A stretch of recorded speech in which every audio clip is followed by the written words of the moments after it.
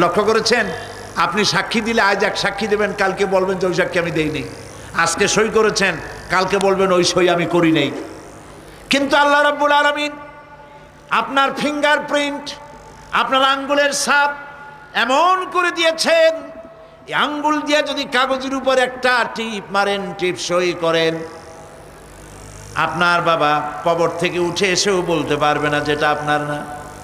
আদম আলাইহিস সালাম থেকে নিয়ে আজ পর্যন্ত, আজ থেকে নিয়ে কিয়ামত পর্যন্ত যত মানুষ পৃথিবীতে এসেছে আর আসবে, কোনো মানুষের আঙ্গুলের রেখার সঙ্গে আর একজন আঙ্গুলের রেখার মিল হবে না।